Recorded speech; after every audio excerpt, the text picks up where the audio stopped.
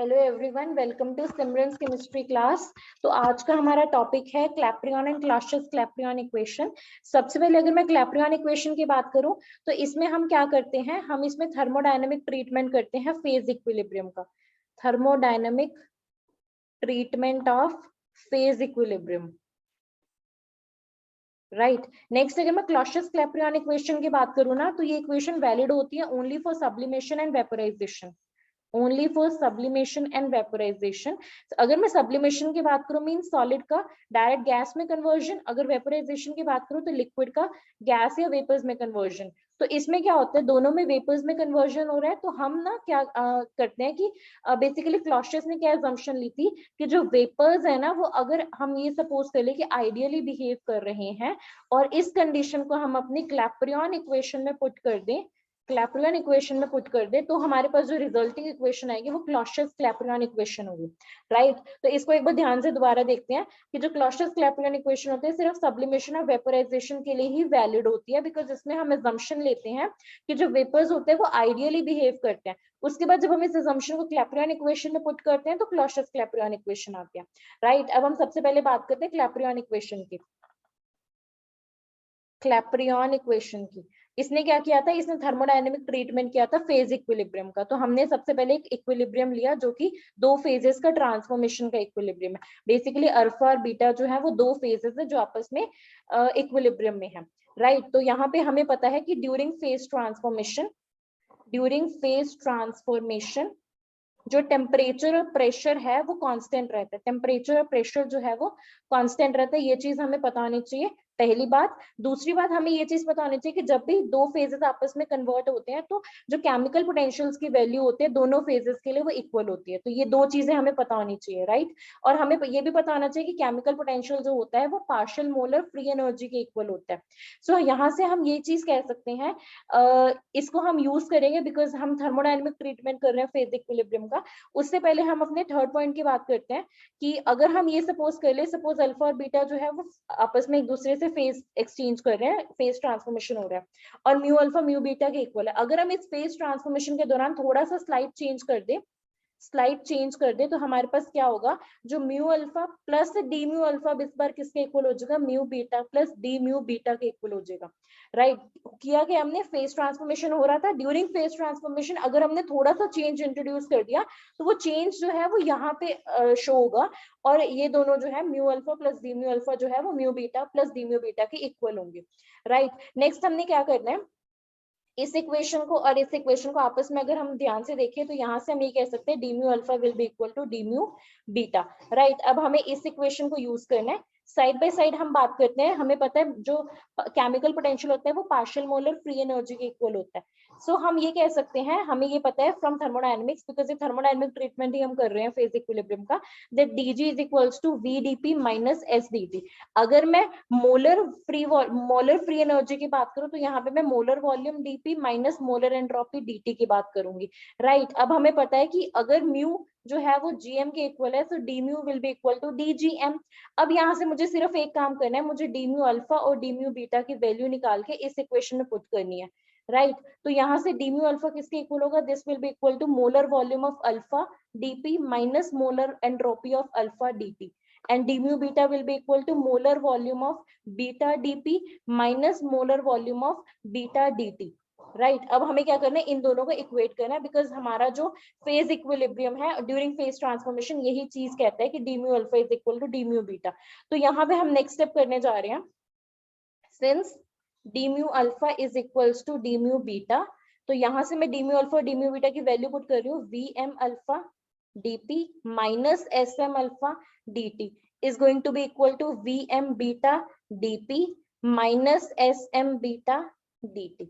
अब मैं क्या करूंगी, मैं सिर्फ इसको रीअरेंज करूंगी इक्वेशन को। जैसे अगर मैं इस एंट्रोपी वाली टर्म को इधर ले जाऊं और इस वाली अल्फा वाली टर्म को इधर ले जाऊं तो मेरे पास इक्वेशन क्या बनेगी, जब मैं इस चीज को इधर, इस टर्म को इधर लेके जाऊंगी तो sm beta dt minus sm alpha dt will be equal to vm beta dp minus V M alpha dp।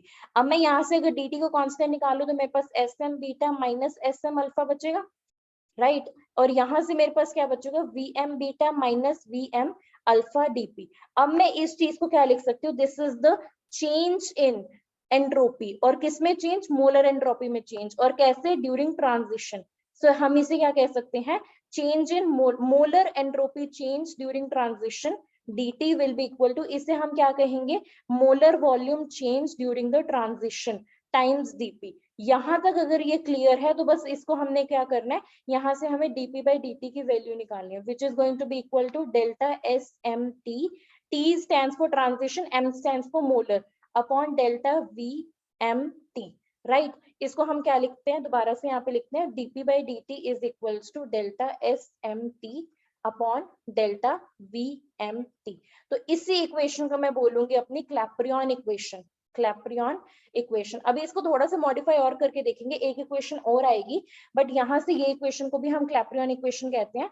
तो न्यूमरेटर में क्या है, एंट्रोपी चेंज, और कैसी, molar entropy change during transition, during transition, और डिनोमिनेटर में क्या है, molar volume change during transition, right. Next अगर मैं इस इक्वेशन में थोड़ा सा मॉडिफिकेशन करूं, कैसे करूंगी, कि मेरे को पता है कि जो डीएच होता है from thermodynamics, this is equals to TDS plus VDP. अब क्योंकि हम फेज ट्रांसफॉर्मेशन कर रहे हैं और वो कांस्टेंट टेम्परेचर और प्रेशर पे होता है, तो ये वाली टर्म तो जीरो हो जाएगी, बिकॉज हम कांस्टेंट प्रेशर और टेम्परेचर की बात कर रहे हैं। सो डीएच जो है वो टीडीएस के इक्वल होगा, और जो डीएस है वो इक्वल होगा डीएच अपॉन टी के। तो इसको हम क्या लिख सकते हैं कि delta S is going to be equal to delta H upon T. वही सेम कंडीशन सब्स्टिट्यूट कर दो कि delta S means molar entropy change during transition will be equal to molar enthalpy change during transition divided by temperature.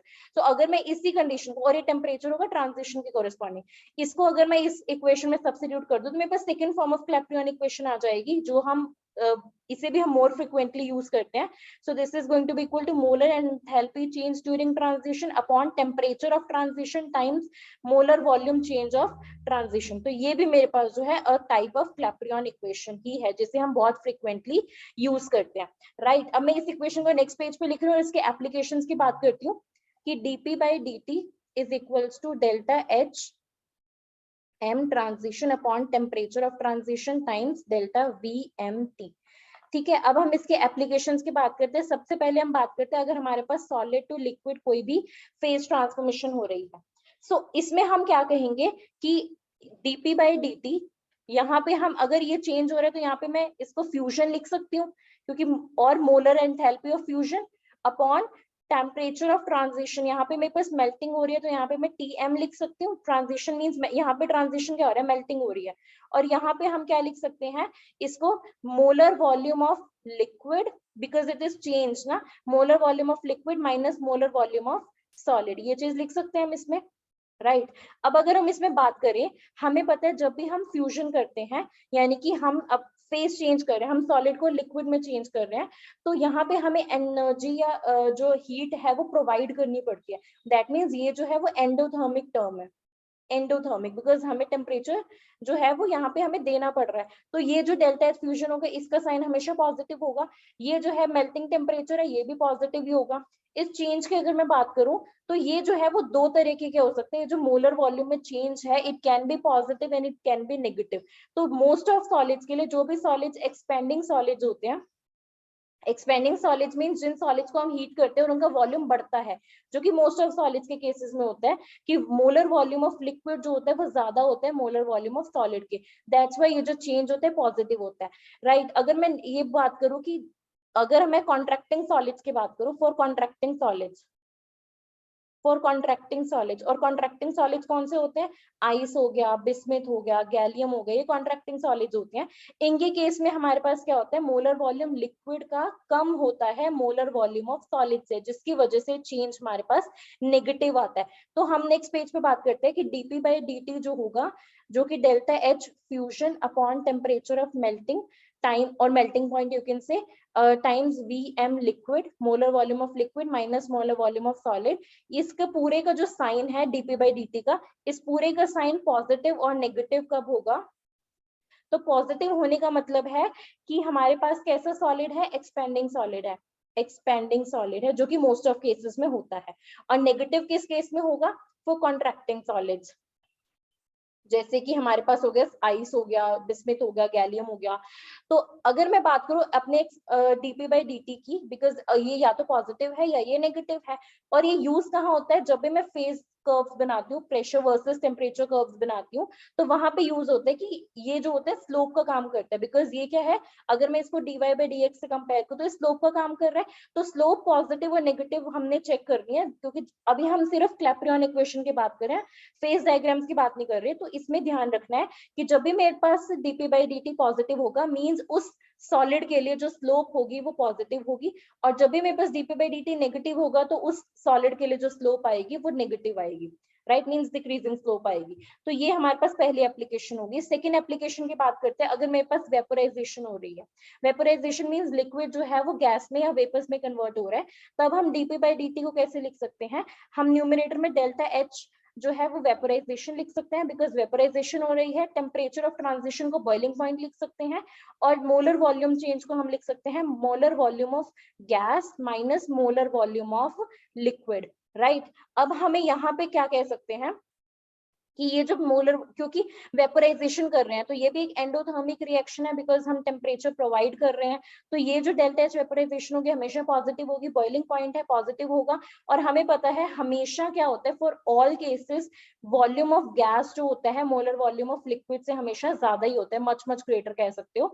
तो इस case में ये जो term है ये हमेशा पॉजिटिव आएगी, यानी कि dp/dt जो है वो हमेशा पॉजिटिव आएगा। दैट मीन्स हम ये कह सकते हैं जब भी हम प्रेशर वॉल्यूम, प्रेशर और टेम्परेचर कर्व्स ड्रॉ करेंगे फॉर वेरियस फेज ट्रांसफॉर्मेशंस, तो जो स्लोप आएगा हमारे पास वो हमेशा पॉजिटिव आएगा। एक चीज हम इसमें और कह सकते हैं, सिंस dp/dt पॉजिटिव है, तो जब भी हम प्रेशर को बढ़ाएंगे तो बॉइलिंग पॉइंट हमेशा बढ़ेगा। This is the important observation, star mark कर सकते हैं कि जब भी प्रेशर बढ़ेगा बॉइलिंग पॉइंट बढ़ेगा। नेक्स्ट अगर मैं इसमें बात करूं तो इसमें भी हम इस ऑब्जर्वेशन को लिख सकते हैं फॉर एक्सपेंडिंग सॉलिड्स, क्योंकि dp/dt पॉजिटिव है, मींस एक्सपेंडिंग सॉलिड्स के लिए जब भी हम प्रेशर बढ़ाएंगे तो बॉइलिंग पॉइंट और यू कैन से मेल्टिंग पॉइंट बढ़ेगा, और फॉर कॉन्ट्रैक्टिंग सॉलिड्स जब भी हम प्रेशर बढ़ाएंगे मेल्टिंग पॉइंट जो है वो डिक्रीज होगा। This is the important observation, इसको भी स्टार मार्क कर सकते हैं। डायरेक्ट क्वेश्चन पूछ सकते हैं कि अगर मेरे पास सपोज वाटर जो है, water solid to liquid transform हो रहा है, राइट, उस केस में मेरे पास जो है जो मेल्टिंग है, बिकॉज सॉलिड है यहाँ पे आइस है, और आइस हमारे पास कॉन्ट्रैक्टिंग सॉलिड होता है, तो उस केस में हमारे पास क्या होगा, जो मेल्टिंग होगी वो डिक्रीज होगी with increase in pressure, because ये नेगेटिव स्लोप वाला केस है, मींस इस केस में dp/dt जो है वो नेगेटिव है, राइट। तो ये वाले पॉइंट्स ध्यान रखने हैं, and this is all about Clapeyron equation. अब हम क्लॉसियस क्लैपेरॉन इक्वेशन की बात करते हैं, क्लॉसियस क्लैपेरॉन इक्वेशन की बात करते हैं। तो इसमें हमने क्या कहा था कि ये सिर्फ वैलिड किसके लिए है, only valid for sublimation and vaporisation, only valid for sublimation and vaporisation. सबसे पहले सब्लिमेशन की बात करें, सब्लिमेशन मीन सॉलिड जो है वो लिक्विड फेज में ट्रांसफॉर्म हो रहा है, और वेपर की बात करें वेपोराइजेशन की, तो लिक्विड जो है वो गैशियस, सॉरी सब्लिमेशन में सॉलिड टू गैशियस कन्वर्जन होती है, राइट। तो इन दोनों केसेस में हमारे पास गैशियस कन्वर्जन हो रही है। और अगर मैं यहाँ पे क्लैपेरॉन इक्वेशन की बात करूं तो वो हमें ये कहती थी कि जो dp/dt है वो delta HM transition divided by temperature of transition times change in molar volume of transition, इसके इक्वल है।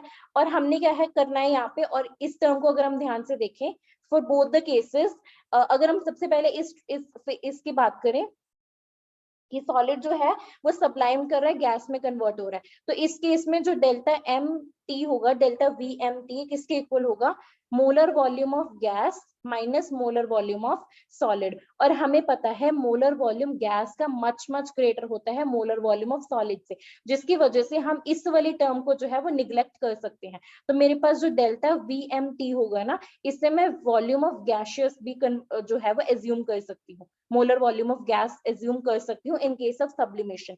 सिमिलरली अगर मैं वेपोराइजेशन की बात करूं, सो डेल्टा VMT किसके इक्वल होगा, सिर्फ हमने इस टर्म को फोकस में रखना है for both the cases, right. So इसमें क्या होगा, molar volume of gas minus molar volume of liquid. इसमें भी क्या होता है, जो मोलर वॉल्यूम गैस का होता है मच मच ग्रेटर हो जाता है मोलर वॉल्यूम ऑफ लिक्विड से, जिसकी वजह से हम इसको निग्लेक्ट कर देते हैं और हमारे पास जो मोलर वॉल्यूम ऑफ ट्रांजिशन आता है ना, molar volume change of transition, ये वॉल्यूम ऑफ गैस के ही इक्वल आता है। तो हमने सिर्फ तभी कहा है कि क्लॉसियस-क्लैपेरॉन इक्वेशन सिर्फ इन दो केसेस में वैलिड होते हैं, बिकॉज हम assumption ले सकते हैं कि ये जो चीज होगी डेल्टा एम, ये V of G volume of gas के इक्वल हो जाएगी, राइट। अब हमें अपनी क्लैपेरॉन इक्वेशन को मॉडिफाई कर लिया कि dp by dt is equals to delta H divided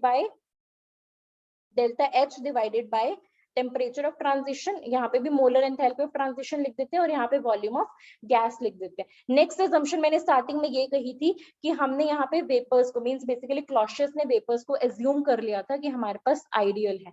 तो अगर वेपर्स आइडियल है तो हम ये कह सकते हैं PV is equals to nRT, ideal gas equation को भी करेंगे।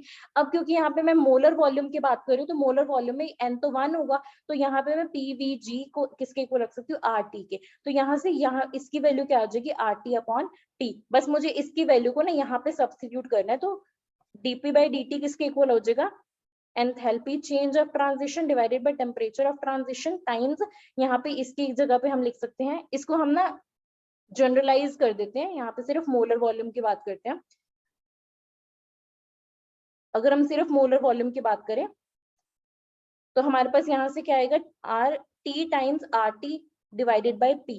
तो यहाँ से मेरे पास dp by dt किसके इक्वल आ जाएगा, delta HM times P divided by RT square. अब मुझे क्या करना है, ये इस इक्वेशन को ना हम क्लॉसियस-क्लैपेरॉन इक्वेशन कहते हैं, बट इसको ना हम इंटीग्रेटेड फॉर्म में भी कन्वर्ट करेंगे, क्योंकि यहाँ से मेरे पास आया था dp by dt is equals to delta H molar enthalpy times pressure divided by RT square. इसको ना हम रीअरेंज करते हैं, प्रेशर वाली टर्म्स को एक तरफ लेके आते हैं और टेम्परेचर वाली टर्म्स को एक तरफ लेके जाते हैं, ठीक है। अब हम इसको इंटीग्रेट अगर करें, बिकॉज हम इंटीग्रेटेड इक्वेशन चाहते हैं, बिकॉज क्लॉसियस-क्लैपेरॉन इक्वेशन तो हमें मिल चुकी है, बट ये डिफरेंशिएटेड फॉर्म है। इंटीग्रेटेड फॉर्म के लिए हमने इसको इंटीग्रेट कर दिया from pressure P1 to P2 और इसको इंटीग्रेट कर दिया from temperature T1 to T2। तो इसको जब हम करेंगे सॉल्व, तो यहाँ से मेरे पास क्या आएगा, ln P2 by P1, right. इसको हमने इंटीग्रेट कर दिया, इसको इंटीग्रेट करेंगे तो ln P आएगा, पुट करेंगे तो लिमिट्स आ जाएंगी, और यहाँ पे डेल्टा HM अपॉन R, इसको इंटीग्रेट करेंगे तो -1 अपॉन T आएगा, लिमिट्स पुट करेंगे T1 टू T2, तो ये हमारे पास आएगा delta HM upon R 1 upon T2 -1 upon T1। और दोनों केसेस में जो ये हो क्या रहा है, वेपोराइजेशन हो रही है, चाहे सॉलिड लिक्विड में कन्वर्ट, चाहे सॉलिड गैस में कन्वर्ट हो रहा है, या फिर हमारे पास जो लिक्विड है वो गैस में कन्वर्ट हो रहा है, मींस वेपर्स में कन्वर्ट हो रहा है। सो यहाँ से हमारे पास आती है इंटीग्रेटेड इक्वेशन ऑफ क्लॉसियस-क्लैपेरॉन, जो हमें कहती है ln P2 by P1, natural log of P2 by P1 is equals to minus delta H vaporisation upon R 1 upon T2 minus 1 upon T1. This is the integrated form of Clausius-Clapeyron equation. तो आज के lecture में हमने सिर्फ क्या किया, Clapeyron equation देखी और उसमें थोड़ी सी assumption लेके, मींस हमने क्या किया, हमने सिर्फ सब्लिमेशन और वेपोराइजेशन के लिए वेपर्स का बिहेवियर आइडियल मान के अपनी क्लैपेरॉन इक्वेशन में पुट कर दिया, तो हमारे पास क्लॉसियस-क्लैपेरॉन इक्वेशन आ गई, विच इज दिस। और यहाँ से डायरेक्ट क्वेश्चंस आते हैं, और इन क्लॉसियस-क्लैपेरॉन और बेसिकली क्लैपेरॉन इक्वेशन को यूज हम करते हैं फेज डायग्राम्स ड्रॉ करने में, राइट। तो यहाँ से हमें पता चलता है किस कर्व की स्लोप पॉजिटिव आएगी, किसकी स्लोप नेगेटिव आएगी, और ये क्वेश्चंस भी आते हैं कि प्रेशर का प्रेशर इंक्रीज और डिक्रीज करने से मेल्टिंग पॉइंट पे बॉइलिंग पॉइंट पे क्या इफेक्ट पड़ता है, इस तरह के क्वेश्चंस भी इंपॉर्टेंट है। तो ये आज हमने बहुत इंपॉर्टेंट टॉपिक कवर किया है, Clapeyron and Clausius-Clapeyron equation. I hope कि आज का जो सेशन होगा वो आपको क्लियर होगा। If you like our video then please subscribe to our channel. Thank you so much.